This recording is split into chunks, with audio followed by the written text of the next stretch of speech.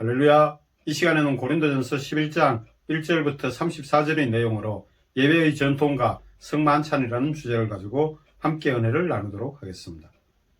고린도전서 11장의 내용은 10장의 내용이 이어지는 것으로 이 내용은 예배의 전통과 성찬식에 대한 내용입니다.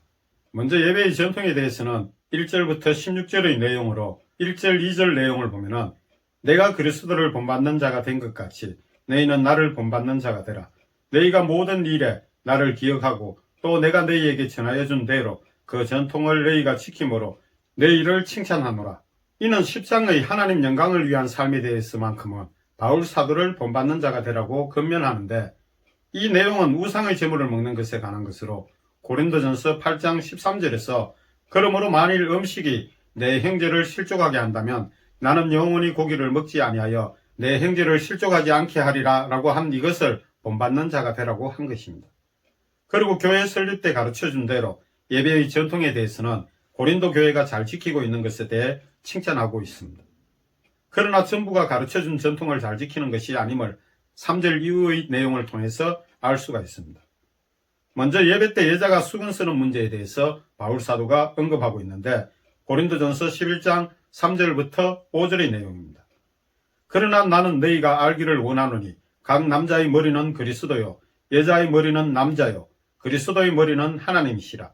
무릇 남자로서 머리에 무엇을 쓰고 기도나 예언하는 자는 그 머리를 욕되게 하는 것이요 무릇 여자로서 머리에 쓴 것을 벗고 기도나 예언하는 자는 그 머리를 욕되게 하는 것이니 이는 머리를 민 것과 다름이 없음이라. 3절은 창조에 대한 하나님 질서에 대해서 언급한 내용으로 머리는 근위를 의미하는 것인데, 바울 사도는 이러한 질서를 교회 안에서 지켜나가야 할 것을 가르치면서 하나님께서 예수 그리스도의 머리이신 것과 예수 그리스도께서는 각 남자의 머리가 되신가, 각 남자는 여자의 머리임을 밝히는 내용입니다. 이것은 복음이 이방인에게 전파되므로 유대인의 문화와 달리 여자들이 교회 안에서 질서를 어지럽히는 것에 대해 규제한 것으로 추정이 되는데, 헬라 여인들이 공적 예배의 모임 때에 남자와 동등하게 수건을 쓰지 않으려고 한 것에 대한 지적입니다. 이는 아무래도 헬라 여인들의 짧은 머리와 자유분방한 행동이 교회 안에서의 남녀 간의 구별과 질서를 어지럽히는 부분들이 있었기에, 그래서 바울 사도는 여자들이 예수 그리스도 안에서 자유롭게 되었다고 할지라도 이 간섭을 지켜야 할 것을 하나님 창조의 질서를 통해 정언한 것입니다. 이는 교회의 질서를 위한 것으로서 에베소서 5장과 디모데전서 2장에도 잘 나타나 있는 내용입니다. 에베소서 5장 22절부터 25절의 내용을 보면은 여자들이여 자기 남편에게 복종하기를 주께 하듯 하라. 이는 남편이 아내의 머리됨이 그리스도께서 교회의 머리됨과 같음이니 그가 바로 몸의 구주시니라. 그러므로 교회가 그리스도에게 하듯 아내들도 범사에 자기 남편에게 복종할지니라. 남편들아 아내 사랑하기를 그리스도께서 교회를 사랑하시고 그 교회를 위하여 자신을 주신같이 하라. 바울 사도는 초기에 교회의 질서를 바로잡기 위해서 일반 신도인 여자가 교회에서 가르치는 것과 남자를 주관하는 것을 허락하지 않았습니다. 그래서 고린도 교회에 편지할 때도 여자는 남자의 근위 아래에 있다는 것을 상기시켜주기 위해 머리에 수건을 쓰라고 당부하고 있는데, 이는 남존 예비사상을 강조한 것이 아니라 남녀의 기능적 차이와 창조의 질서에 따라 교회의 질서를 언급한 것입니다. 또 디모데전서 2장 15절 내용을 보면은 그러나 여자들이 만일 정숙함으로써 믿음과 사랑과 거룩함에 더하면 그의 해산함으로 구원을 얻으리라. 이는 여자들이 정숙함으로써 믿음과 사랑과 거룩함에 가하면, 즉 믿음의 본으로 행하면 그로 인하여 또 다른 믿음을 낳게 되어 구원함을 얻게 할 것에 대한 말씀입니다. 이는 빌립보 교회 사역자들 중 다수가 여성인데 바울 사도가 여성 사역자들을 인정하는 것을 통해서도 알 수 있듯이 고린도 교회도 그렇고 에베소 교회 역시 일반 여성들로 인해 무질서한 일들이 있었기 때문에 이를 언급했다는 것을 알 수 있습니다. 4절 5절은 남자가 혹 머리에 무엇을 쓰고 예배를 드린다는 것과 반대로 여자가 머리에 쓰지 않고 공적 예배에 참석한다는 것은 각각 머리를 욕되게 하는 것이므로 남자의 머리는 예수 그리스도이시고 여자의 머리는 남자이기 때문입니다. 이는 곧 영광을 가린다는 의미입니다. 이것은 이 당시의 유대인과 이방인의 문화적 차이라고 볼 수 있는데, 믿지 않던 이방인들이 믿음 안에 들어옴으로써 유대인들의 간섭을 따르는 것이라고 할 수 있는데, 바울 사도가 이를 언급한 것은 이방 땅에 세워진 교회 질서를 위한 것으로 볼 수 있습니다. 이러한 배경에는 나시린의 법에 따른 것으로 추정이 되는데, 그에 대한 규례는 구약의 나시린법인 율법 전통에 따른 것으로 보입니다. 이에 대한 설명이 민수기 6장 1절부터 9절에 잘 나타나 있는데 그중 민수기 6장 1절 2절 내용을 보면은 여호와께서 모세에게 말씀하여 이르시되 이스라엘 자손에게 전하여 그들에게 이르라 남자나 여자가 특별한 서원 곧 나실인의 서원을 하고 자기 몸을 구별하여 여호와께 드리려고 하면 이는 신약에 와서는 모두가 성령을 받은 자들로서 나실인과 같이 거룩하게 구별된 자들이기 때문에 바울 사도는 이를 언급했을 것으로 추정이 됩니다. 민수기 6장 5절부터 9절 내용을 간략하게 정리하면 서원을 하고 구별하는 모든 날 동안 삭도를 절대로 그의 머리에 대지 말 것을 명령하고 있는데 여호와께 드리는 날이 차기까지라고 하고 있습니다. 이것은 서원을 한 그 기간 동안을 의미하는 것입니다. 그래서 그는 거룩한 적 그의 머리털을 길게 자라게 할 것이라고 하나님께서 명령하고 계신데 이것은 자기 몸을 구별하여 하나님께 드리는 표가 그의 머리에 있기 때문입니다. 그러므로 자기 몸을 구별하는 모든 날 동안 그는 여호와께 거룩한 자라고 말씀하고 있습니다. 혹시 구별한 자가 그의 머리를 더럽히면 그의 몸을 정결하게 하는 날에 머리를 밀 것이니 곧 7째 날에 밀라고 명령하고 있습니다. 이처럼 거룩하게 구별하여 하나님께 드리는 자는 자기 몸을 하나님께 구별하여 드리는 날이 차기까지 즉 서원한 일을 마치는 기한까지 머리털을 길게 자라게 해야 할 것임을 말씀하신 것입니다. 이는 자기 몸을 구별하여 드리는 표가 그의 머리에 있기 때문이라고 설명하고 있습니다. 그래서 머리의 표는 3절에서 언급한 바와 같이 하나님께서는 예수 그리스도의 머리이시고 예수 그리스도께서는 남자의 머리이시며 남자는 여자의 머리라고 밝힌 것입니다. 또 민수기 6장 9절에서는 구별한 자가 스스로를 더럽히면 정결 예식하는 날에 머리를 밀라고 한 것인데 이는 바울 사도가 2차 선교 여정을 마친 후 이루어진 일로서 이방 선교 과정 동안 이방인들과 접촉한 것을 율법의 규례에 따라 부정한 일로 여겼기 때문에 2차 선교 여정을 마치고 예루살렘으로 귀환하고자 할 때 갱그리아에서 배를 타기 전에 서원한 것을 모두 마쳤으므로 머리를 깎았던 것입니다. 그 내용이 사도행전 18장 18절에 잘 나타나 있습니다. 고린도전서 11장 6절 7절 내용을 보면은 만일 여자가 머리를 가리지 않거든 깎을 것이요 만일 깎거나 미는 것이 여자에게 부끄러움이 되거든 가릴지니라. 남자는 하나님의 형상과 영광이니 그 머리를 마땅히 가리지 않거니와 여자는 남자의 영광이니라. 6절 7절은 초대교회 당시 율법에서 복음으로 넘어가는 과정에서 남녀 구분의 질서를 위한 것이라고 할 수 있습니다. 이는 사도행전에서도 찾아볼 수 있는데 바울 사도의 3차 선교 여정 기한 후에도 예루살렘에서 야고보의 권유로 정결 예식과 헬라인이 성전에 들어가 부정하게 됐다고 한 것이 그 근거로 볼 수 있습니다. 이 내용에 대해서는 사도행전 21장 17절부터 32절에 잘 나타나 있습니다.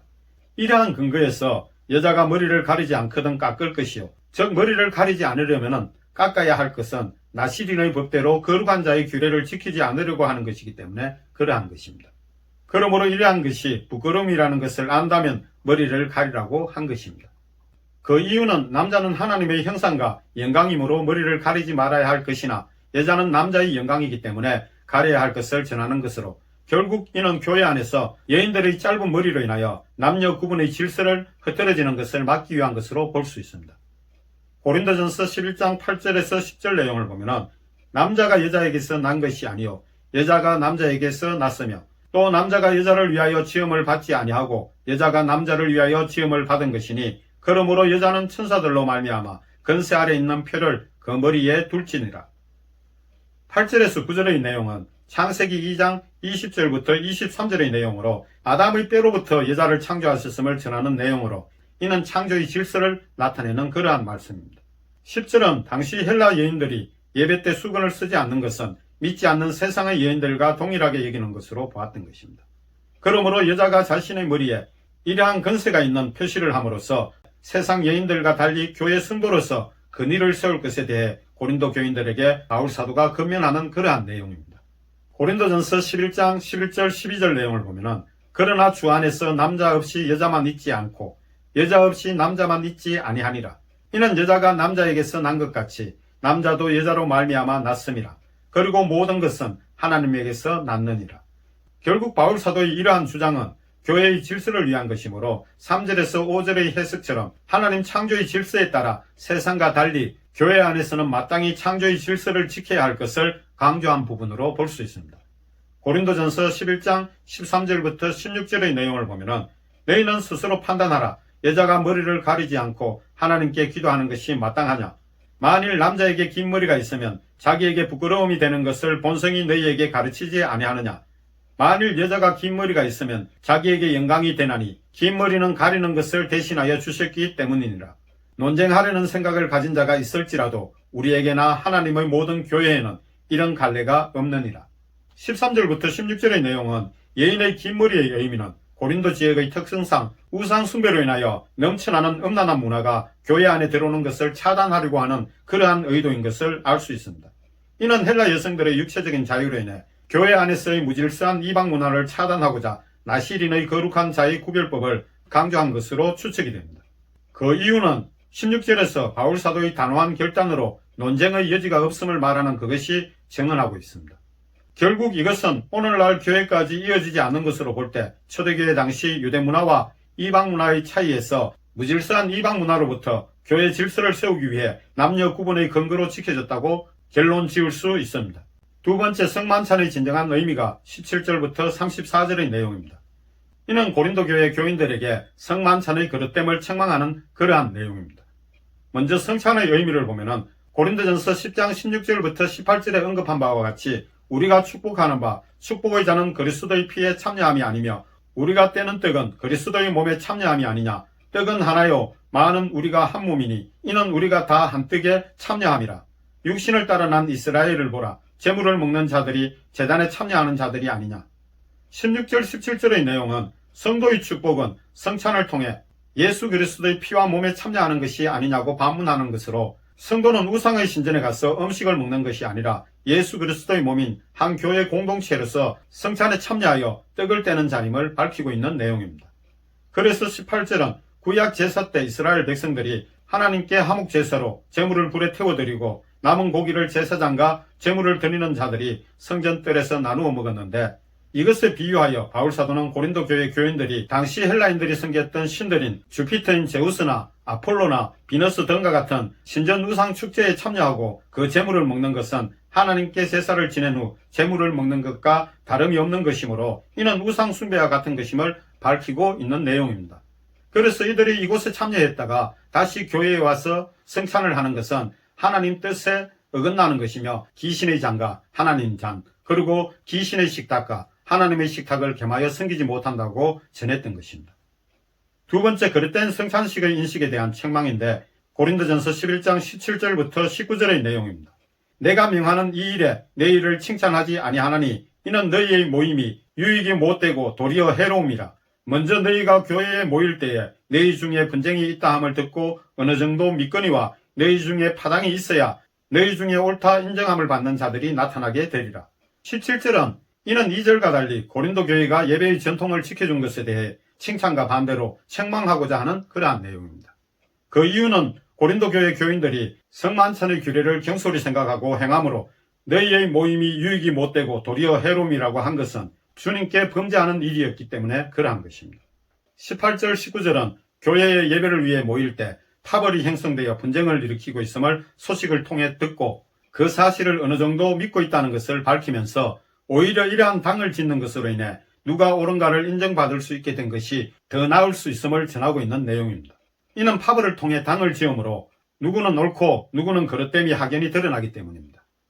고린도전서 11장 20절 21절 내용을 보면은 그런즉 너희가 함께 모여서 주의 만찬을 먹을 수 없으니 이는 먹을 때에 각각 자기의 만찬을 먼저 갖다 먹으므로 어떤 사람은 시장하고 어떤 사람은 취함이라.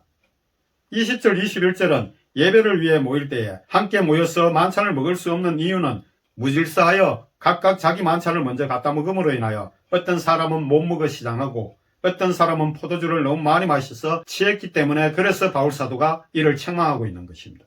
고린도전서 11장 22절의 내용을 보면은 너희가 먹고 마실 집이 없느냐?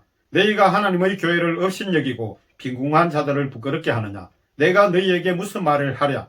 너희를 칭찬하랴? 이것으로 칭찬하지 않노라. 이러한 무질서는 하나님의 교회를 업신여기고 빈궁한 자들을 부끄럽게 하는 것임을 전하고 있습니다.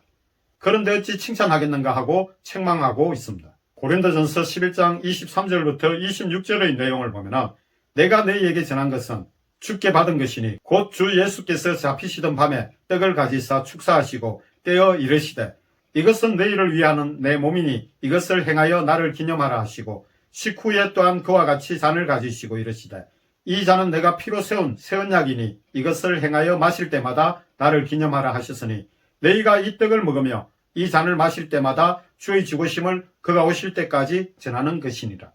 이는 바울 사도가 주님으로부터 받은 것을 이미 고린도 교회 설립 때에 성도들에게 가르친 것으로 이 내용은 마태복음 26장 17절부터 30절에 자세히 나와 있는 내용으로 바울 사도가 주님으로부터 직접 받은 명령인 것입니다. 그러므로 성찬식도 바르게 행하여야 할 것과 성찬식의 궁극적이고 본질적인 의미는 주의 죽으심을 그가 오실 때까지 전하는 것, 즉 복음 전파를 통해 주님을 기념하는 것, 곧 기억하고 생각하는 것임을 전하고 있습니다. 고린도전서 11장 27절부터 29절의 내용을 보면은 그러므로 누구든지 주의 떡이나 잔을 합당하지 않게 먹고 마시는 자는 주의 몸과 피에 대하여 죄를 짓는 것이니라. 사람이 자기를 살피고 그 후에야 이 떡을 먹고 이 잔을 마실지니 주의 몸을 분별하지 못하고 먹고 마시는 자는 자기의 죄를 먹고 마시는 것이니라. 27절은 이는 분쟁으로 인하여 진정한 성찬의 의미를 기념하지 않고 우상 축제에 가서 우상의 전에서 식사하고 또 교회의 성찬에 참여하는 것과 그리고 교인들이 다 모여 성찬식에 참여하기도 전에 독식하는 불순한 행위는 오히려 예수 그리스도께 죄를 범하는 일임을 깨우치고 있습니다. 28절은 그러므로 사람이 자기를 살피고 그 후에야 이 떡을 먹고 이 잔을 마실지니라고 한 것은 자신을 위해 구원의 은총을 베푸시고자 몸과 피를 흘리신 예수 그리스도의 은혜를 잘 기억한 후에 성찬식의 떡과 포도주를 먹고 마실 것을 가르치는 내용입니다. 29절에서 성찬식을 무시하는 것은 주의 몸을 분별하지 못하고 먹고 마시는 자는 자기의 죄를 먹고 마시는 것과 같음을 일깨워주고 있습니다. 끝으로 고린도전서 11장의 결론을 보면은 먼저 성찬식을 합당하게 행하지 않는 자들에 대해 심판이 있을 것을 전하고 있는 내용입니다. 그래서 고린도전서 11장 30절에서 32절 내용을 보면은 그러므로 너희 중에 약한 자와 병든 자가 많고 잠자는 자도 적지 아니하니 우리가 우리를 살폈으면 판단을 받지 아니하려니와 우리가 판단을 받는 것은 주께 징계를 받는 것이니 이는 우리로 세상과 함께 정죄를 받지 않게 하리 하심이라. 30절의 이 내용은 성찬식을 바르게 행하지 않으므로 교회 안에서 약한 자와 병든 자가 많고 잠자는 자도 적지 않다고 한 것은 결국 죽음까지 이르는 심판이 임하는 것을 가리키는 것으로 이와 같은 결과는 31절 32절의 내용으로 알 수 있습니다. 즉 주님께 죄를 범하는 성찬 행위로 인하여 주님으로부터 징계받는 것은 더 이상 죄를 범하지 않게 되므로 마지막 때 세상과 함께 정죄받지 않게 하기 위한 것입니다. 그러므로 고린도전서 11장 33절 34절 내용을 보면은 그런즉 내 형제들아 먹으러 모일 때에 서로 기다리라. 만일 누구든지 시장하거든 집에서 먹을지니 이는 너희의 모임이 판단받는 모임이 되지 않게 하리 함이라. 그 밖의 일들은 내가 언제든지 갈 때에 바로잡으리라. 33절 34절의 이 내용은 성찬식 때 각각의 행동을 취하지 말고 모두 모일 때까지 기다렸다가 함께 성찬식을 행할 것과 시장하면 집에 가서 먹으라는 것입니다. 이는 그릇된 성찬식으로 인하여 주님께 판단받는 죄를 범하지 않기를 바라는 마음으로 바울 사도가 권면하고 있습니다. 그리고 이 일들은 바울 사도가 직접 고린도에 가면 바르게 가르칠 것을 전하면서 고린도전서 11장 전체 내용을 모두 마치게 됩니다. 할렐루야.